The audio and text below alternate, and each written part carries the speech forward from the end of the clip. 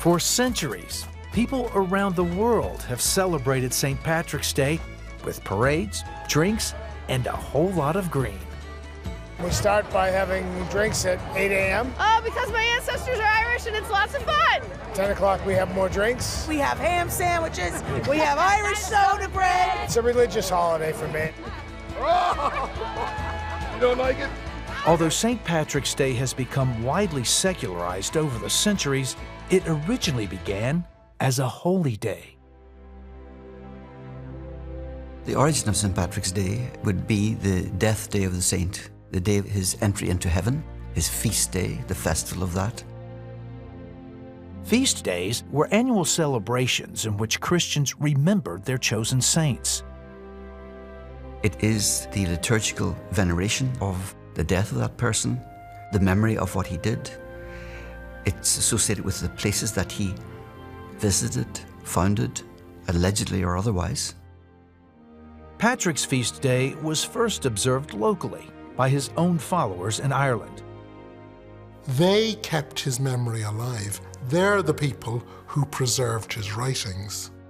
And the one thing any ancient group of Christians do about their leader is they preserve the day of death. And we can be pretty sure that he died on the 17th of March, and they would have kept that loyally. By the 7th century, Patrick's story had been embellished by several biographers, and he was made a saint by popular devotion. Once Patrick is transformed, that feast day becomes not just the feast day of his own little group, but becomes a feast day throughout the whole of Ireland, and within a couple of generations is being celebrated right across the Latin Church.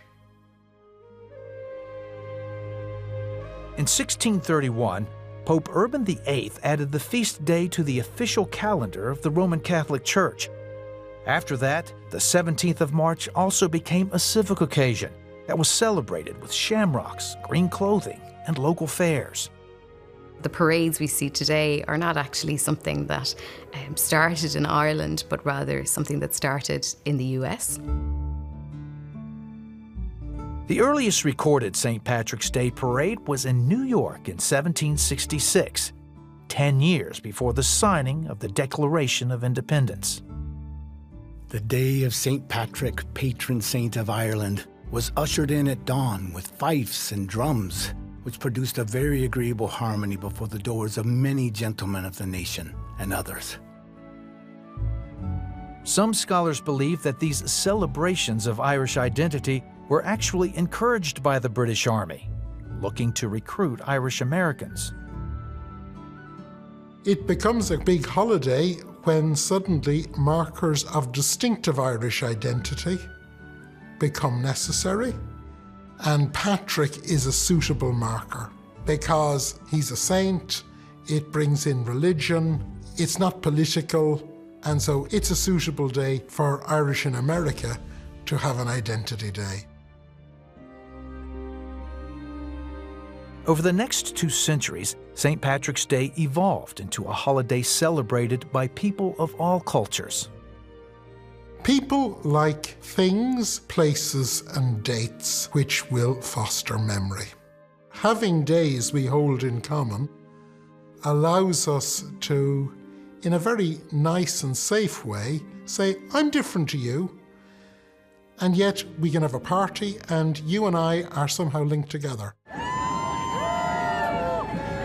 It's that spirit of unity that has drawn people from all walks of life to celebrate this holiday for more than 250 years. We stand on the shoulders of all of those who came before us, and our responsibility is to maintain and improve where we can, but we also have to remain faithful to our mission, which is celebrating Irish faith, heritage, and culture. It's important to realize as well that St. Patrick himself would remind us of what his story is really about, the importance of Christian faith and how national identity is transcended in the universal family of the Church.